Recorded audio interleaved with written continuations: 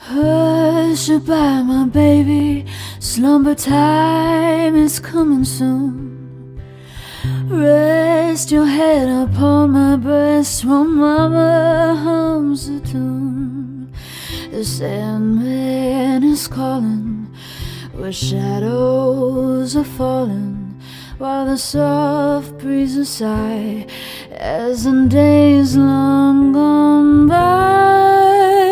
Oh, way down in Missouri, where I heard this melody, when I was a little baby upon my mama's knee.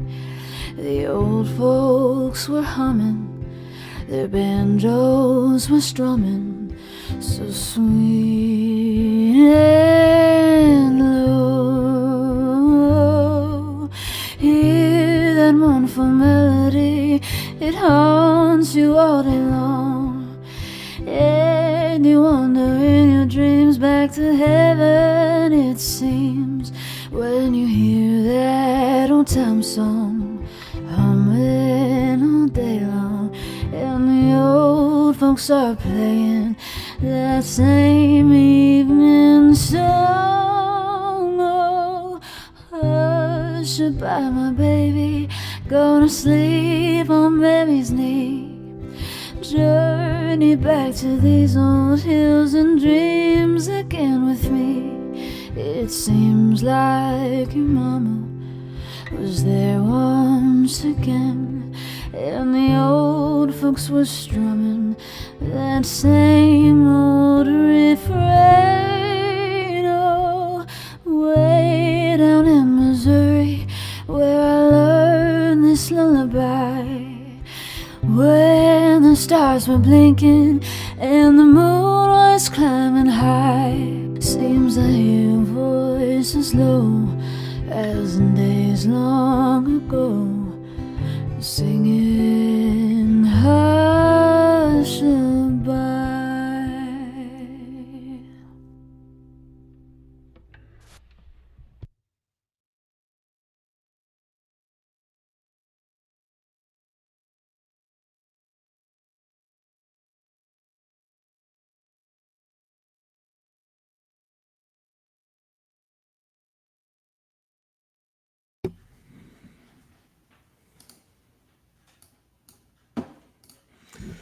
Well, good start to the morning, Ken.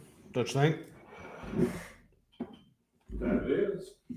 So, good morning once again. Welcome. Fresh season of Real Estate Geeks, live and in person on the internet. You join us now for episode 2 of the current season. And we're going to continue our conversation here about the commission lawsuits. That'll be a topic of discussion pretty much for this entire season.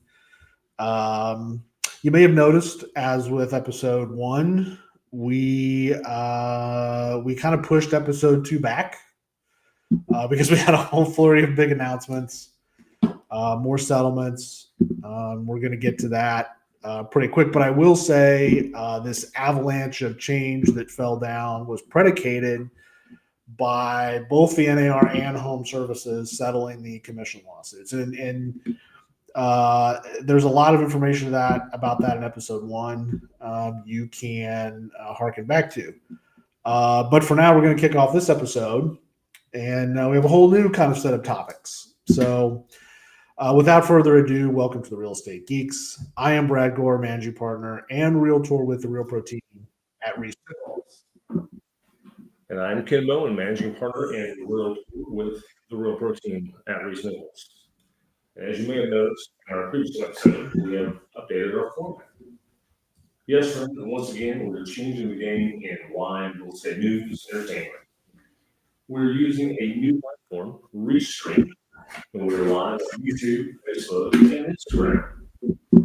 You can find us at Real Estate Geeks Live on all 3 platforms. So go now, hit the subscribe button and the follow button. You won't want to miss another episode.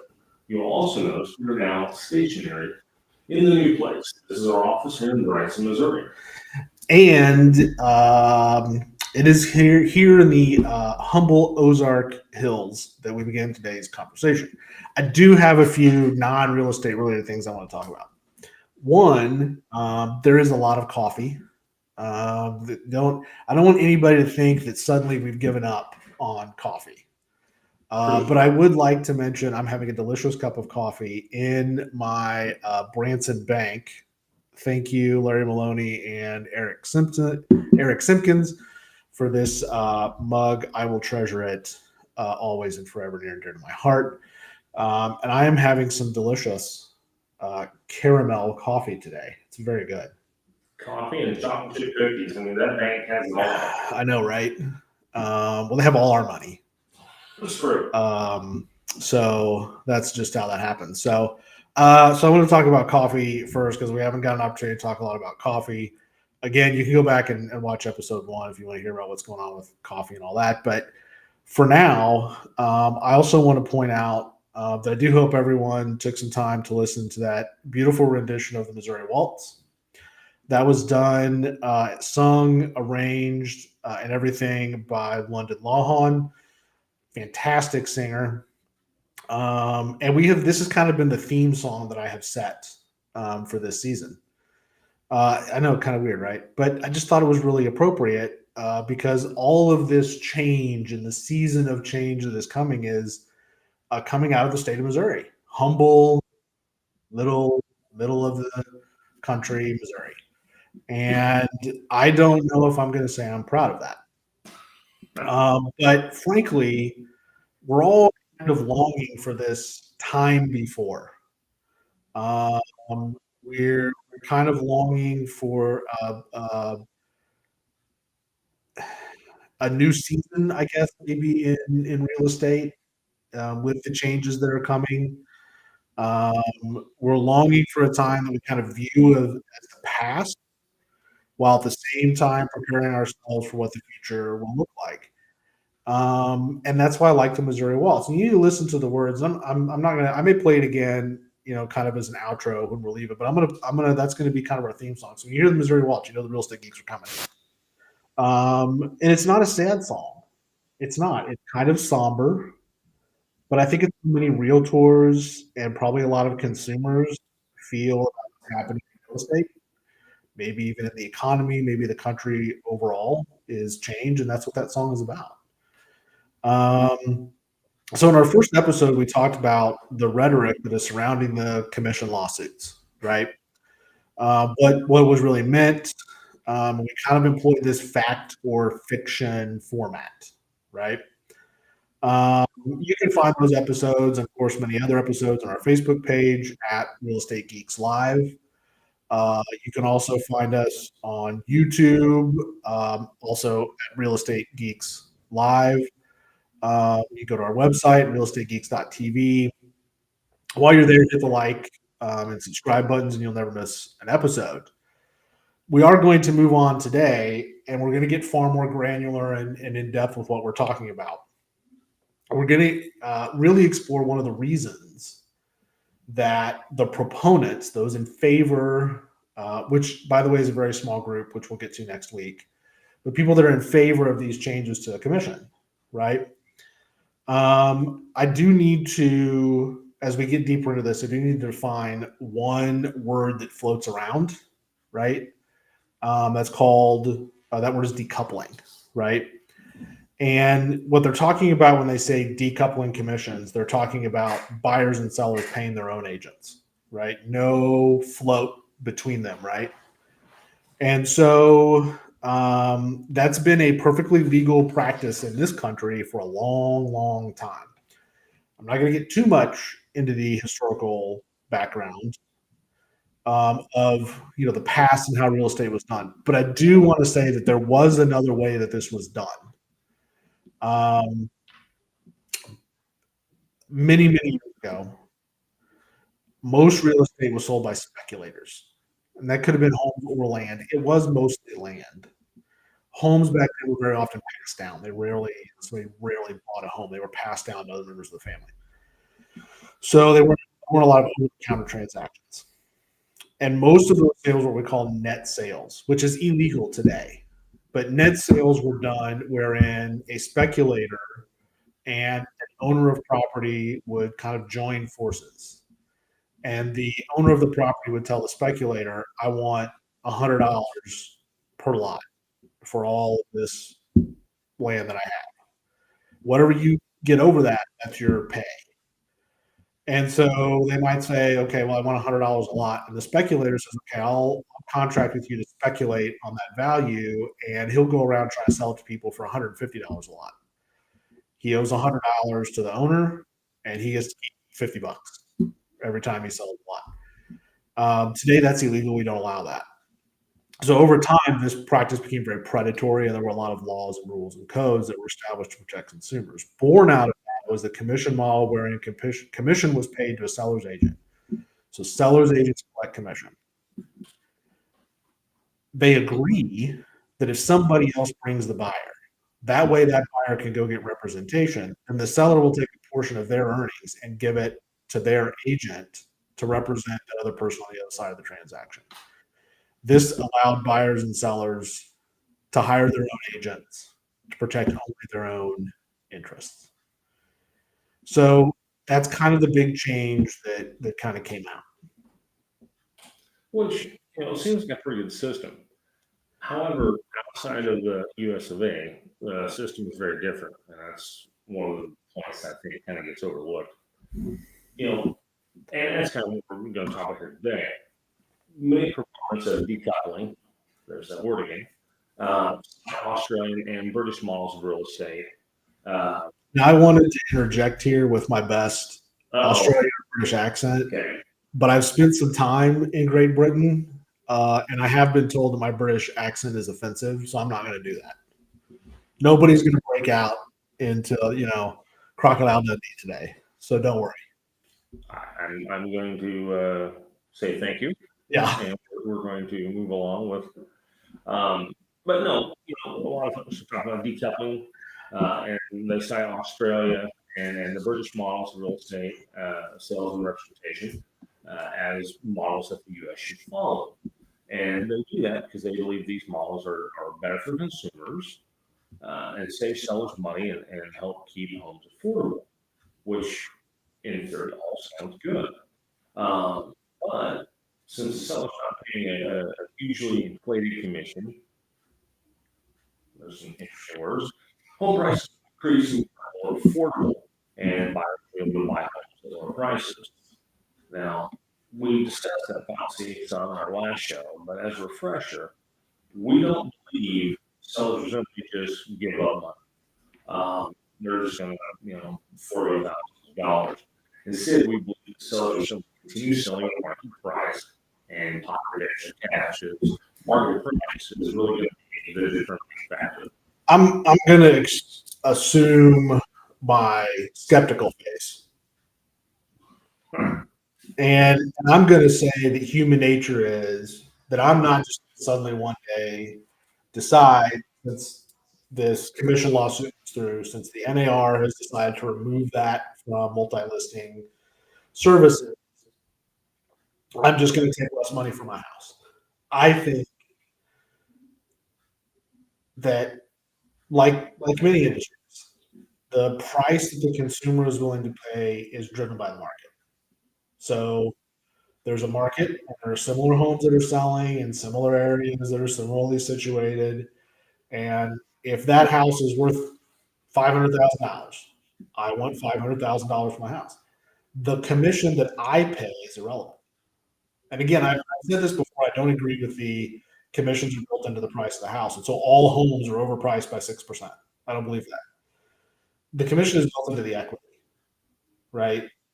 And the equity is what determines whether or not a consumer can afford to pay that. If they don't, then they have to come out of pocket. And then that really is the seller is paying the commission. What you're saying here is that we don't want to do that anymore. We want the seller to pay commission out of their own pocket, out of their equity, and the buyer to pay out of pocket.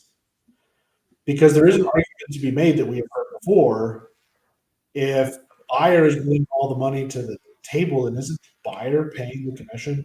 Well, no, it's the seller because the seller is receiving all the money in exchange for selling their home.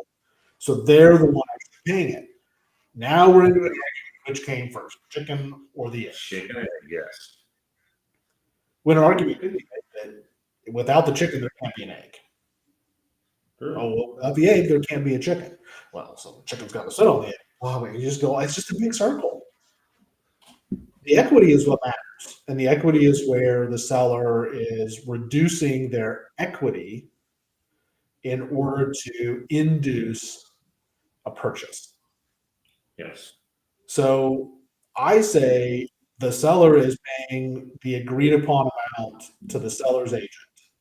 If the seller's agent acts as a buyer's agent, dual agency, which is allowed, many brokers do it different. Some, like our brokerage, transition to a transaction broker, but the semantics are really not that important. If I do that, then I represent the buyer and the seller.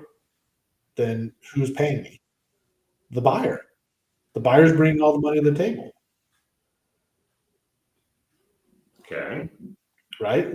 So the seller's paying me, say, a couple of percent, and the buyer's paying me a couple of percent. Like at the end of the day, okay, let's say that we lower the price on all the houses by a couple of percentage points, and the seller just starts writing offers a couple percentage points over ask, and then says, "You pay all the commission back to my broker." Like it's just such a vicious cycle that I don't see who benefits from it. Would you agree that most sellers are going to want market price? They're not just going to suddenly lower the price of their home just because maybe we as over time as an industry, yes, commissions maybe do come down because buyers aren't going to be able to pony up. That's for buyers agents. I don't think sellers agents are just going to suddenly wake up one day and say, "I'll work for less and do the same work." Do you? No, because your cost, your time, all that's going to be relatively the same if you're out there working for your seller to get that property sold. And on the flip side of that, you know, if you do X job all day long and your boss brings in a new tool to make sure job half as easy, you're just going to go and tell your boss, "You know what, I'll pay half the pay so job's easy." No.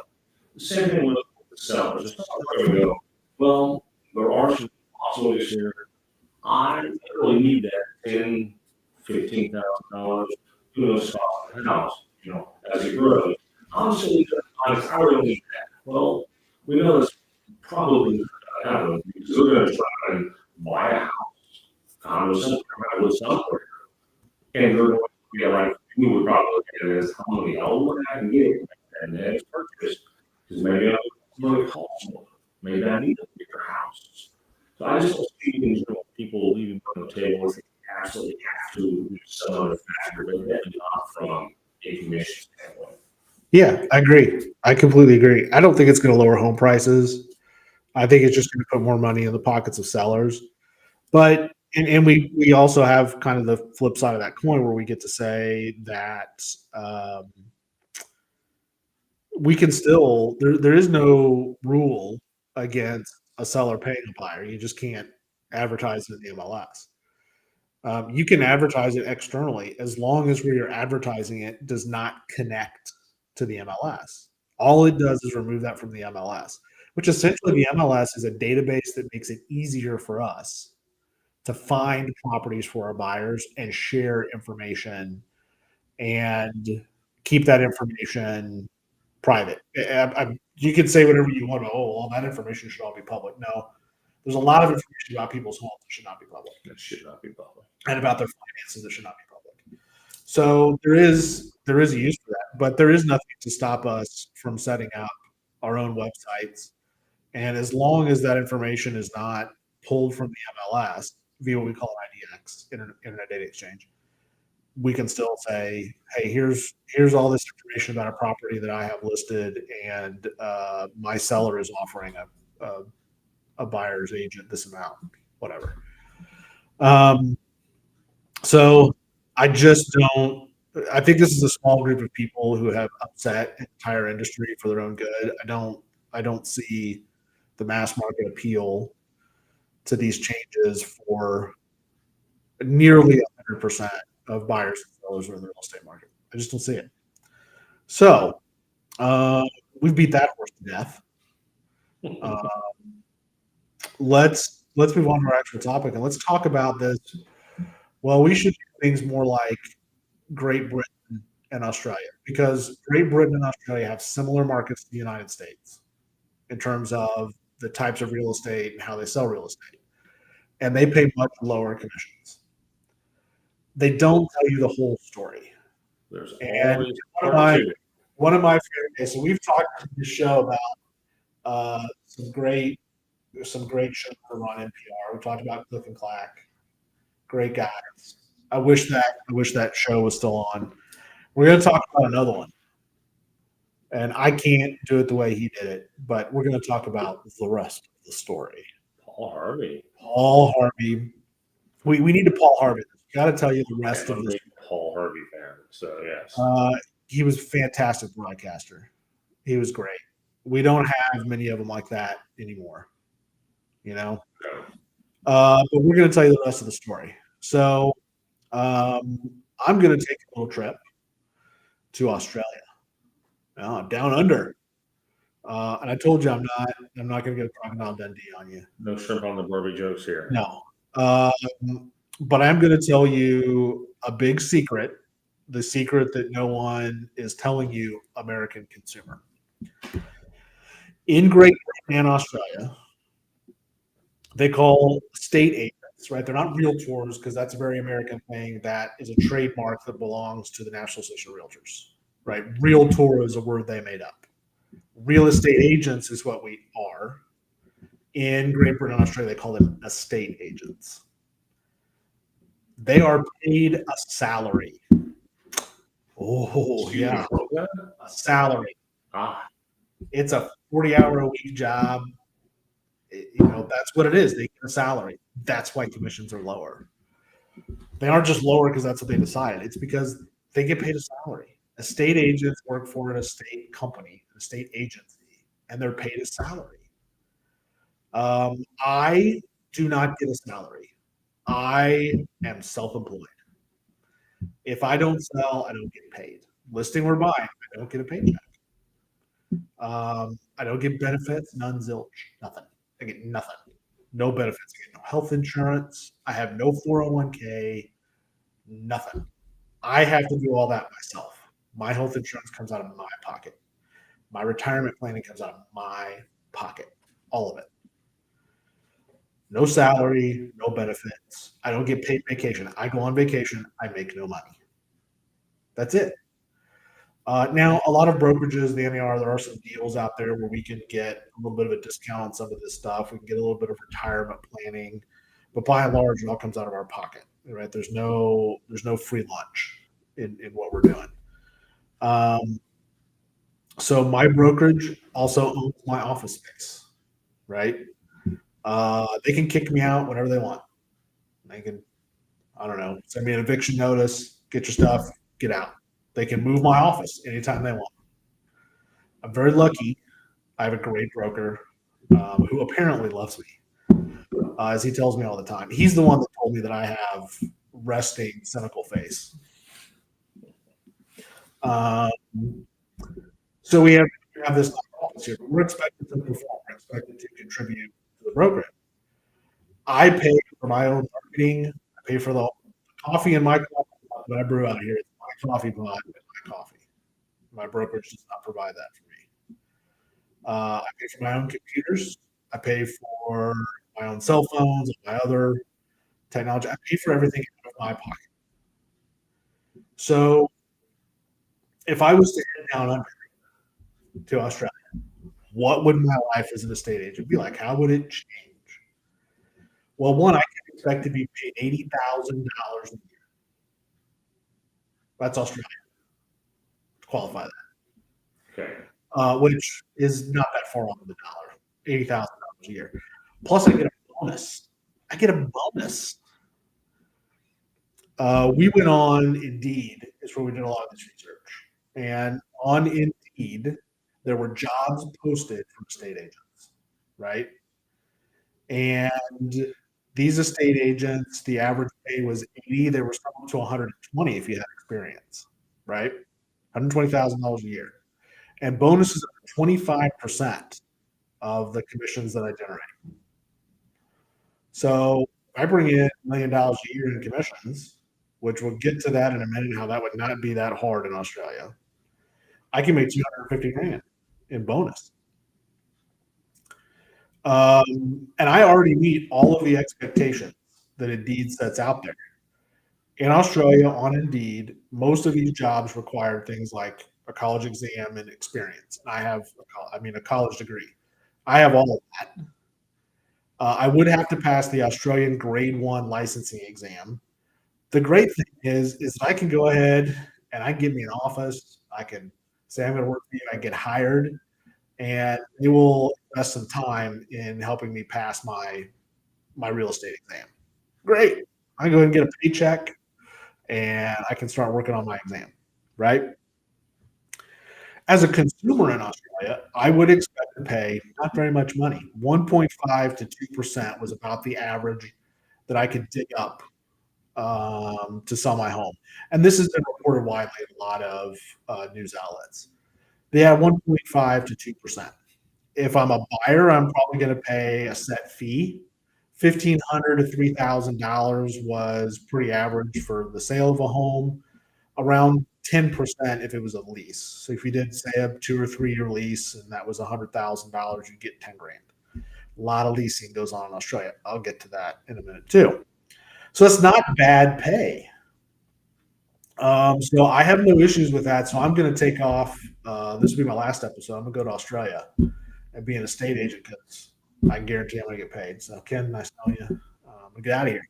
Oh wait, except nationwide, the average home price in Australia is $925,000. So even on my fancy paycheck, I can't buy a house, which is why the home ownership rate in Australia is about 10% below the US. And the majority are leases. Most estate agents make most of their money doing leases. They do. Something else that's different, and we'll talk about this when it comes to Great Britain, that's very similar though. If you're a seller, you pay that fee for they call it a success fee for a successful closing. But as a seller, you pay for your own marketing. These brokerages, you go on websites in Australia for different brokerages, and they'll tell you, we have these fantastic marketing packages. You can buy any one of these packages. You prepay for it. Some of them are thousands of dollars. I found one website where they had this package. If your home is worth $2.5 million or more, they have this fantastic package it's all this great marketing. It's social media. It's these videos. They throw a party. Everything is $30,000, and you write the check the day you sign an agreement to list the house. $30,000, and the seller has to pay that. That 1.5 to 2% is we represent you. That's it. They don't have an MLS. There are a couple of websites that are used just like an MLS. You put it in there, and they exchange information back and forth. A lot of leasing websites that do this. So I also want to mention that in Australia, in the whole country, there are less than 20,000 estate agents in the entire country. There's 1.5 million realtors, and lots of reporting that there's probably at least 2 million people who work in the real estate industry. That's not a lot of competition in general. So, you can make a pretty good living and you get paid a salary. I don't know that I could do the whole, an average price, like a basic home is $700,000, $800,000. I like the thought of the seller paying the marketing fees up front. Yeah. That's a section of that process that we get. And you're going to take a little trip to Great Britain. And Great Britain, they even have a word for it, right? So we'll get to that. Basically, when you sign a listing agreement, they have all these boxes they like to check, and there's one of the boxes called instructions. And in Great Britain, you sign a listing agreement, and the instructions box is where you tell them, here's how much I want to pay, here's which package I want to choose for marketing. Here is they use barristers, like they don't do title companies like we do. You actually have attorneys that's what they do, is they do settlement. And so you give them instructions on settlement, who has to pay for it. There's a lot of money that comes out of the seller's pocket that I bet if you did the math, and I did the math on a few, and it's pretty darn close to 4 or 5% of the sales price actually coming out of their pocket by the time they sell. I want to mention in Australia, if you hire a buyer's agent, they don't find a bunch of properties for you. You don't get in their car and go drive around and look at all of them. What you're paying for is for them to represent you. You go find your house on your own. And usually you go and you look at the houses with whoever the agent is that is representing the seller. You call them up and they show you the house. And then you might pick one of those people to represent you in whatever house you buy, or you might pick the person who is actually representing the seller, and then you pay them. It could be just your best friend. It could be an estate agent. You go look at a bunch of houses, pick the one you want to ride on. You go to them and you pay them $3,000, and they'll send an offer over for you. By the way, there's very little negotiating to do. The way their offers are written, I looked at some of the paperwork that I could find, and some of it I think is kind of old, but I don't think it's changed that much. When they list a price on a house, it says we are accepting offers. If they want $1 million for it, we are accepting offers in excess of $1 million. That is your notice right there. $1 million is the price, and you have to run at or more. There's like no negotiating, very little. It's crazy. Well, just as I'm just nosing around through some different listings from Australia, you're exactly right. That's the first thing I thought was interesting. In excess of was on there, so you kind of knew what the starting point was. And I understand, at 9.25, Put my skeptical piece back on here. The 9.25, and as an average price, just looking through there, there were some under that, but Very you were living a whole lot more in the 1.5 to 2.2 million range. So there's this fun little town in the middle of Australia, which, as if you know anything about Australia, everybody lives on the coast. The whole rest of Australia is like farms and stuff like that. Yeah, and there's a little place called Alice Springs. I was trying to find a house in Alice Springs, which is a pretty big city, right in the middle of the country. And it's kind of like the only big city that's kind of out away from the coast. And multiple millions to even get anything. Multiple millions. It's a different system. There's not an inexpensive. Well, their version of expensive is way different than ours. But there's not a lot of variation. That's what I kept seeing. I was going around the coast from Perth and just all these little on the coast. I even looked at some stuff in Getty that I could find, and there's not a lot of them. There's not I can live in this area of this town. Maybe get a $300,000, $400,000, $500,000 house. No. You could that area of town, it's 900,000. If you want to live in a nice area of town, it's 5 million.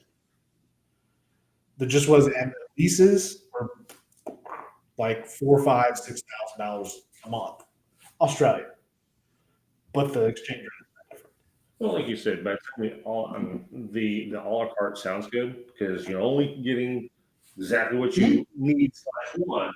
Yeah. But once you do that breakdown, there's not this huge gap between the percentage we're talking about and going a la carte. And as we all know, it takes money to sell homes and advertise and do all the things you need to do. Oh yeah, absolutely. But talking about Great Britain, so going British here. Across the pond. Little trip across the Atlantic now.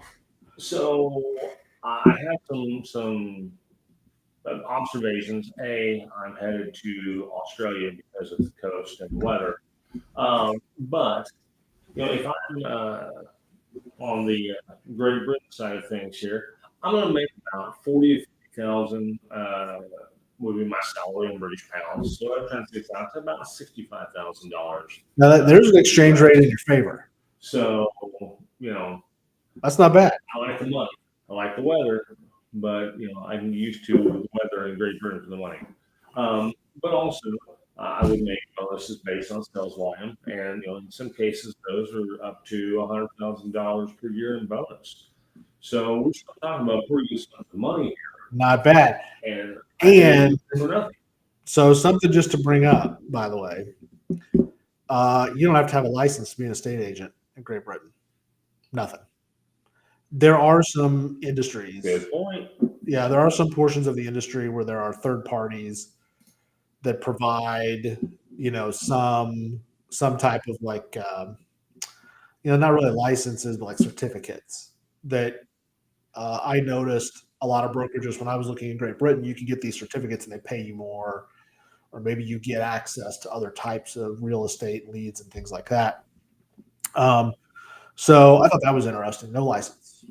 Yeah. I mean, considering all the licensing and continuing education and things that we have to go through, yeah, I mean, it's to sort of prove we're up to standard.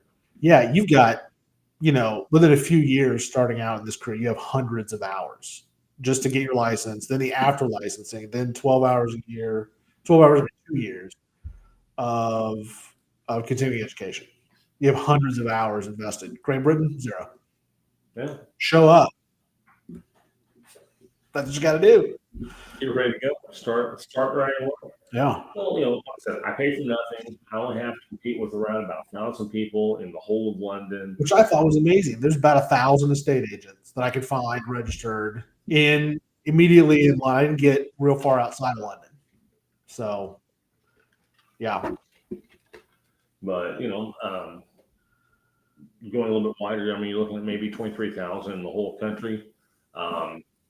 You talked a little bit about the number of agents. Yeah. So for reference, 23,000 in 23,000 all realtors of Great Britain versus not realtors, estate agents. State agents in Great Britain, but 23,000 realtors in Missouri Just in alone. Yeah. Yeah. So, but hey, look at the bright side. Good news though, average home price in the U.S. is just 294,000. Yeah. So 294 here, which is about the same as Great Britain, has about the same home price. So that does seem a little bit better. You can still buy a home for 294, 295 in Great Britain. But are they the same size as what you get in America? Well, that would buy you here, 300 grand here would buy you, you can get 15, 1,600. If you get a little bit out, you might get 1,700, 1,800 square feet. 3-2, own your own land. That's not bad. Across the pond, that gets you about 800 square feet. That's $400 a square foot. Pretty much. That's small. It's not a very big place. Play along, go up to your garage, and factor that as your whole space. Yeah, so the home prices are about the same. The home ownership rate is about the same, but you only get 800 square feet. So you're basically getting like a studio apartment or like a small row home of some kind, something like that. That's all you're getting for 300 grand. I get it. Yeah, I mean, so that's the difference. Now, so one of the things I found interesting was in Great Britain, you get, when you sign an agreement to sell a house and you hire an estate agent to do it, you get this opportunity to give them instructions. That's what I was talking about earlier. And on the contract, it's actually called instructions. It's a listed process that they teach you is to do instructions. And in the instructions, they might have like a set deal where they say, okay, here's the marketing that we will do to market your home to consumers. And it could be videos and photos and Facebooks and Instagrams, open houses of some kind, listings on different websites. The more websites you want it on, the more it costs. And you could, okay, the seller is going to say, okay, I'm instructing you to spend $5,000 on marketing my home, or $1,000, or it could be zero. Could be zero. And 1.5 to up to about 3%. And the more expensive the home, the more you're going to pay, right? And part of the instructions is also the seller might say, I will pay up to $2,000 in settlement fees. It could be I'll pay zero, could be I'll pay five. So you have to get a barrister, a specific type of attorney in Great Britain to do your settlement for you. And they're the ones that actually settle out who owes who and how much. And you give the money to them and they distribute it all out whenever. You have to pay for that, and it's thousands of dollars. That settlement can also include everywhere in Great Britain, the whole country. It's not like this is a state by state thing or a county by county or municipality by municipality. There are inspectors that have to go and do energy audits. And if they don't like the rating that you get, you'll have to pay to improve that rating, or you'll have to pay these fees so that your home is more energetic, or like you've prepaid for some of these fees. That's part of your settlement, and the seller could say, "I'm not going to pay any of that. The buyer has to pay all of it, or I'll pay all of it." So you start adding this stuff up, and it's more than 3%. Like they're probably paying more out of pocket. And then their estate agent gets a salary and a bonus. They don't, this is what our brokerage charges: 2%, 3%, 1.5%. That's what you pay. There's no negotiating that. And then here's our marketing packages. Give me instructions on how you're going to do all this stuff. It's not, it's representation, but it's representation of a contractual nature. They're not going to, they don't necessarily negotiate for you. They don't try to get better terms for you from the buyer. It's the same on the buyer side. On the buyer side, you're going to kind of a la carte it, and you're going to pay some fees. Everything I found a couple of brokers is like, our buyer's fee is $2,500, and that's it. Up to like a certain amount, and it's $2,500 plus 1% or something like that. Like it was real close. They didn't have a lot of variation, which, by the way, is what this whole lawsuit is over. We don't like things that are the same. Again, face. Look, if my broker wants to step up today and just say, hey, we're gonna change everything, y'all get a salary and bonus, and this is how much we're charging.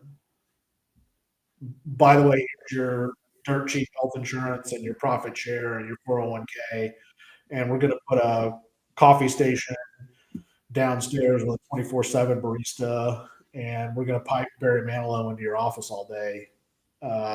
Free massage on Tuesdays. What I'm saying is, if all of a sudden my broker wants to decide that that's how they're going to do it, because according to consumer, these reports, we need to be more like Great Britain and Australia. Great.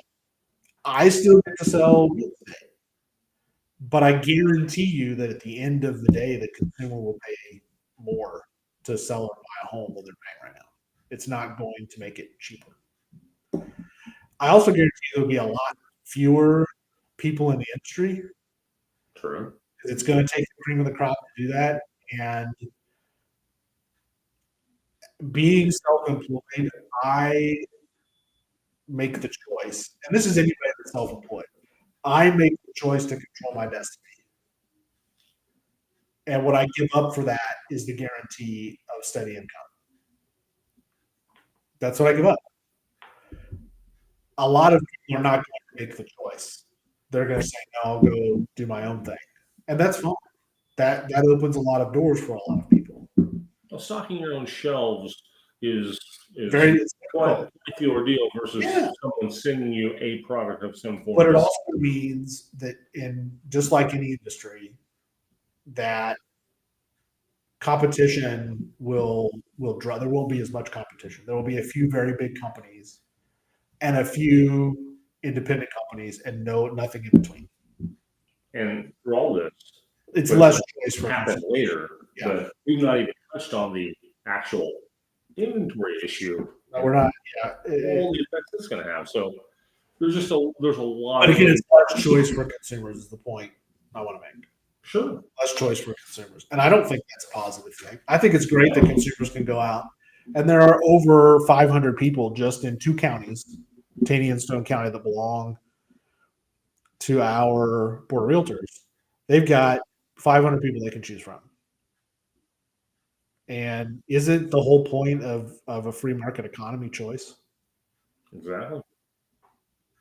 I think so. as I've said several times before, my Alexa wants to talk to me. Apparently, she has something to say. Just turn me off. That's hilarious. Just turn me off. We've said before that some of this feels a little communist. We don't like communism in this country. We look down on it. The whole point of a free market is choice. So there's the moment of pause in sympathy for the free market. So there's a lot of misinformation out there. And I'm going to throw an idea at you. I threw this idea at you last time. I hope you take it to heart. Is don't get your information from the news. Don't do that. Talk to your real estate professional. If you don't have one, find one. Here in our little circle of the world, there's over 500. You can throw a rock. The first guy you hit, probably a realtor. Ask them what it all means. If you don't have a real estate professional, call us. 417-243-0808. We're happy to talk to you. You don't have to pay anything, right? I don't have a pick up the phone fee. We'll talk to you about real estate. Obviously, we enjoy it. So we'll help you. We'll answer your question. We're also happy to tell you that we're going to dig even deeper into this hole. Deeper and deeper, getting far more granular as this season goes on. Next time, we're going to actually dig into two opposing views. And I'm going to talk about a show that I listen to. I listen to the podcast from NPR called Planet Money. And for me, this is replace the car guys with a clack. This is what I listen to. So NPR ran a story on April 3rd. And this story was all about real estate. It was called The Real Estate Industry on Trial. And they interviewed Mike Ketchmark. And I can't say that I have a view either direction about Mr. Ketchmark, except to say you need to go listen to this and listen to what he has to say about why this lawsuit came about. And I can see why he prevailed in court. He is a very charismatic individual, and he tells the story well. I want to analyze that. So that's Planet Money. If you got your podcast app, look up Planet Money, and it aired on April 3rd. 29 minutes, and you will learn a lot. You will understand why we're here having this conversation. The second story, so opposing viewpoint here, is from Inman, and you can subscribe to Inman. Just Google Inman, you'll find it. It is kind of an industry journal. It's all reporting on the real estate industry. And it was written by Taylor Anderson on April 30th. I've got the story here. It's called The Good, the Bad, and the Ugly, rating the media's commission coverage. So we talked about the one thing in the media coverage that I wanted to pull out. They were saying this is why we should do this. That's what we talked about today, because they were all saying, it's Great Britain and Australia, they've got it figured out. I don't think they've got it figured out. I think they just do it differently. And I don't think doing it that way, I actually don't think is good for consumers. I don't think less choice for consumers is good. So we're going to talk about these two articles. We're going to talk about the NPR article that's from their podcast, Money, and we're going to talk about Inman's view on that. And we're going to kind of juxtapose the two things to talk about what Mr. Ketchmark says specifically, and then what's going on with media coverage and the things that they're getting right and wrong, the stories that you're seeing, because most of it is wrong. Just spoiler alert, most of it is wrong. So that's going to be on our next episode as we continue talking about this. So check it out on the socials. At the Real Estate Geeks Live. That's Facebook, YouTube, Instagram. It's all the same. And you can watch some of our past episodes there too. And something else you may be asking yourself, what are the fun, shorter segments that I used to watch, know, and love? Well, don't worry. This Sold House, expanded coffee reviews, in the news, and special guests. We'll return when we move to our new studio with Sony. But now, while the show is live, we'll have a series of taking it shorts available later this year. You'll have lots of options to choose from. There's that 40 Choice. That's what we like. Choice. We have a lunch date. It is about that time. So we're going to wrap this up. And let me just tell you, folks, we've mentioned this before. We never miss lunch. It is on the calendar every day. It's on the calendar every day.